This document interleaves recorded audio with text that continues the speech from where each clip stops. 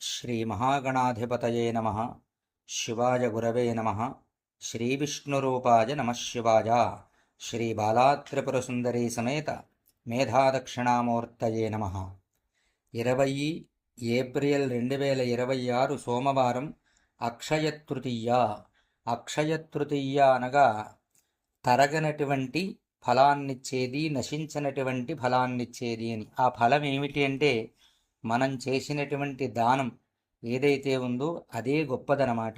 ఎందుకు ఈ దానం గొప్పది అంటే కృతే తపఃప్రశంసంతి త్రేతాయాం జ్ఞానమేవచ ద్వాపరే యజ్ఞమిత్యాహు దానమేకం కలవుయుగే అని ధర్మశాస్త్రం చెబుతోంది. కృతయుగంలో తపస్సు చేసినటువంటి వాడు, త్రేతాయుగంలో జ్ఞానం కలిగినటువంటి వాడు, ద్వాపర యుగంలో యజ్ఞ యాగాది క్రతువులు చేసినటువంటి వాడు, కలియుగంలో దానం చేసినటువంటి వాడు అనంతమైనటువంటి పుణ్య ఫలాన్ని పొందుతాడు అని శాస్త్రవచనం. కాబట్టి అక్షయతృతీయ నాడు చేసినటువంటి జపము, దానము, అలాగే యజ్ఞ యాగాది క్రతువులు, హోమాదులు ఇవన్నీ కూడా నశించినటువంటి ఫలాన్నిస్తాయి. అక్షయతృతీయ రోజు చేస్తే తరగనటువంటిది, నశించినటువంటిది ఏదైతే ఉందో అది మనకి ఫలితంగా మిగిలిపోతుంది. అదే రోజున మనం చేసినటువంటి పాపకర్మలు కూడా తరగనటువంటివిగాను, నశించినటువంటివిగాను మిగిలిపోయి మరో జన్మకి మరలా అవి మనల్ని పట్టుకుని అనేక విధములైనటువంటి బాధలు పెడతాయి. పూర్వజన్మ కృతం పాపం వ్యాధి రూపేణ బాధిత అని. అందుకని అక్షయతృతీయ నాడు వీలైనంత వరకు భగవద్ధ్యానం, జపం, వీలైతే శక్తి కొలది దానం, లేకపోతే నదీ స్నానం చెయ్యడం విశిష్టత. అలాగే నారద పురాణంలో నారదుడు చేత చెప్పబడుతుంది, అక్షయతృతీయ నాడు కనుక గంగానదీ తీరాన్న కానీ, కాశీనగర పట్టణమందు కానీ, అదేవిధంగా దగ్గరలో ఉన్నటువంటి పుణ్యనదీ తీరమున కానీ, అది కూడా వీలు లేనటువంటి వాళ్ళు ఆలయ ప్రాంగణంలో కానీ ఏదైనా దానం చేసినట్లయితే ఆ దానం తరగనటువంటి ఫలాన్ని, నశించినటువంటి ఫలాన్ని ఇచ్చి వారి పితృదేవతలకి నరకలోకము నుంచి విముక్తి కలగజేసి స్వర్గలోక ప్రాప్తిని కలగజేయడానికి చాలా విశిష్టమైనటువంటి రోజు అక్షయతృతీయ అని నారద పురాణంలో చెప్పబడింది. ఎవరైతే అక్షయతృతీయ నాడు గోదానం చేస్తారో ఆ గోదానం చేసినటువంటి వాడితోటి కూడుకుని వారి పితృదేవతలందరినీ కూడా నరకం నుంచి తీసుకుని వెళ్ళడానికి స్వర్గలోకం నుంచి నవరత్నములతోటి, బంగారముతోటి నిర్మితమైనటువంటి చిత్ర విచిత్రమైనటువంటి హంసలతోటి అలంకరింపబడినటువంటి అద్భుతమైనటువంటి రథాన్ని స్వర్గం నుంచి పంపుతారట. ఆ పంపినటువంటి రథం మీద ఈ దానం చేసినటువంటి మనుజుడు యొక్క పితృదేవతలందరూ కూడా దాని యందు ఆసీనులై, ఈ దానం చేసిన వాడు కూడా మరణాంతమందు దాని యందు ఆసీనుడై స్వర్గలోక ప్రాప్తిని పొందుతాడు. అదేవిధంగా కాశీనగరంలో కానీ, గంగానదీ తీరంలో కానీ అక్షయతృతీయ నాడు దానం చేసినటువంటి వాడు ఏ జన్మలోనూ కూడా దరిద్రమనేటువంటిది దరిచేరనటువంటి వాడవుతాడు. అలాగే విశేషమైనటువంటి జ్ఞాన సంపదను పొందినటువంటి పండితుడవుతాడు. అలాగే నశించినటువంటి సంపదలు కలిగినటువంటి వాడు, నష్టపడనటువంటి పుత్ర సంతానం కలిగినటువంటి వాడు, వేదాది సమస్త శాస్త్రాలు, వేదములు అధ్యయనం చేసినటువంటి వాడుగాను మరు జన్మని పొందుతాడు. అంత గొప్పది ఈ అక్షయతృతీయ అని నారదుడు నారద పురాణంలో చెప్పాడు. అయితే మరి ఏ ఏ దానం చెయ్యడం వల్ల ఏ ఏ ఫలితం కలుగుతుందో కూడా ఆయన చెప్పాడు. ఏ దానానికి ఏ ఫలితం కలుగుతుంది అని అడిగితే, గోదానాన్ని చేసినట్లయితే స్వర్గలోక ప్రాప్తి చేసినటువంటి వాడికి, వారి యొక్క పితృదేవతలకి కలగడమే కాకుండా పితృప్రీతి కలిగి వంశం వృద్ధి చెందుతుంది అని చెప్పాడు. భూదానం చేసినట్లయితే శివలోక ప్రాప్తి కలిగి సుఖాన్ని పొందుతారు వారు వంశీకులని చెప్పాడు. తిలదానం చేసినట్లయితే సర్వపాపహరం జరిగి విష్ణులోక ప్రాప్తి కలుగుతుంది అన్నాడు మహానుభావుడు. బంగారాన్ని దానం చేసినట్లయితే అగ్నిలోక ప్రాప్తి కలగడమే కాకుండా వారి వంశంలో చేసినటువంటి బ్రహ్మహత్యాది మహాపాపములన్నింటి నుంచి విముక్తి కలుగుతుంది అని చెప్పాడు. అలాగే నెయ్యిని దానం చేసినట్లయితే దేవతలందరూ కూడా సంతసించడం, వారికి సంతోషాన్ని కలగజేయడమే కాకుండా ఇంద్రలోక ప్రాప్తి కలుగుతుంది అన్నాడు.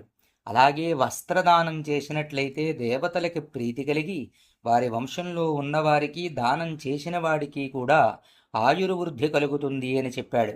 ధాన్యాన్ని దానం చేసినట్లయితే ఇహలోకం అంటే భూమి యందు, పరలోకం అంటే వారు గతించిన తర్వాత పరలోకముల యందు కూడా ధన్యజీవి అవడమే కాకుండా ఇంద్రలోక ప్రాప్తి కలుగుతుంది అని చెప్పాడు. బెల్లాన్ని దానం చేసినట్లయితే లక్ష్మీ ప్రాప్తి కలుగుతుంది అని చెప్పాడు. వెండిని దానం చేసినట్లయితే మనశ్శాంతి కలగడమే కాకుండా పితృదేవతలు సంతసించి వారి యొక్క అనుగ్రహాన్ని కలగజేస్తారు అని చెప్పాడు. అలాగే లవణం అంటే ఉప్పుని దానం చెయ్యడం చేత వారికి శారీరక పుష్టి కలిగి వరుణలోక ప్రాప్తి కలుగుతుంది అని చెప్పాడనమాట. అయితే ఈరోజు ఎంత విశిష్టమైనటువంటిది! అసలు అక్షయ తృతీయ నాడు ఎంత గొప్ప గొప్ప అవతరణలు జరిగాయంటే పరశురాముడు జన్మించినటువంటిది అక్షయ తృతీయ. వ్యాసుల వారు మహాభారతాన్ని వ్రాయడం ప్రారంభం చేసినటువంటిది అక్షయ తృతీయ. అందుకనే ఈనాటికి కూడా మహాభారతం అలా గొప్పగా పేరు పొందలా ఉంది. గంగానది భూమి మీదకి వచ్చినటువంటి రోజు అక్షయ తృతీయ. పాండవులకు కృష్ణ పరమాత్మ అక్షయ పాత్రని ప్రసాదించినటువంటి రోజు ఈ రోజనమాట. ఏదీ ఓపిక లేనటువంటి వాళ్ళు అక్షయ తృతీయ నాడు ఆకలితో ఉన్నవాడికి భోజనం పెట్టాలి. దరిద్రస్య కృతం దానం, శూన్యలింగస్య పూజనం, అనాథ ప్రేత సంస్కారం, కోటి యజ్ఞ ఫలం లభేత్ అని శాస్త్రం అన్నమాట. అంటే కడుపు నిండినటువంటి వాడికి పెట్టేటువంటి భోజనం అనేకమైనటువంటి లోపాలని చూపడానికే మాత్రమే ఉపయోగపడుతుంది. ఆకలితో ఉన్నవాడికి పెట్టినటువంటి భోజనం కేవలం ఆకలి బాధ తీర్చుకుని వాడి మనస్సుకు శాంతిని కలగజేస్తుంది. అందుకనే ఆకలితో ఉన్నవాడికి భోజనం పెట్టమంటోంది. దరిద్రస్య కృతం దానం, దరిద్రంలో ఉన్నవాడికి భోజనాన్ని పెట్టాలి.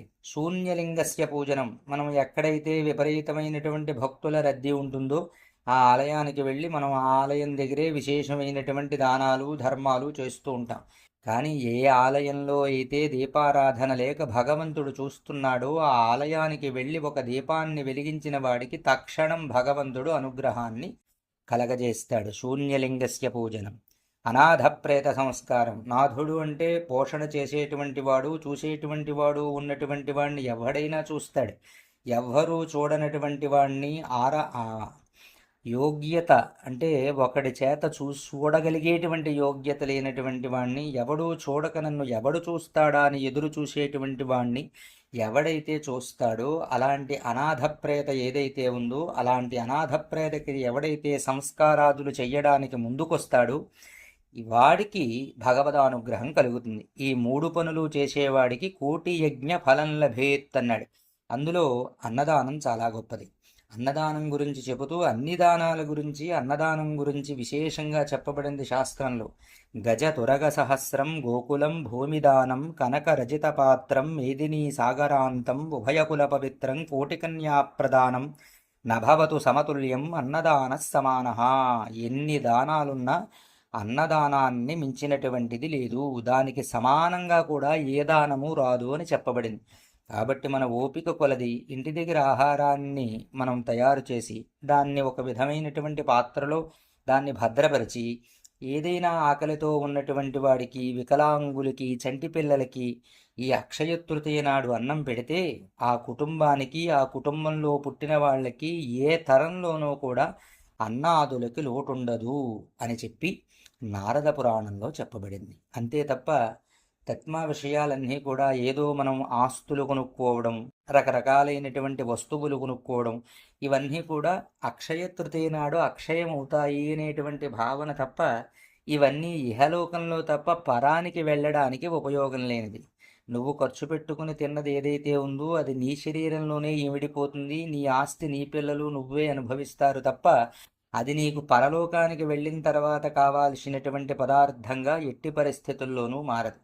ఈ దానము, ధర్మము, జపము, హోమము ఏవైతే ఉన్నాయో ఇవి మాత్రమే అక్షయ్యమయ్యి నీ వంశాన్ని, నిన్ను ఇహంలోనూ పరంలోనూ కూడా రక్షిస్తాయి అని నారద పురాణంలో చెప్పబడింది.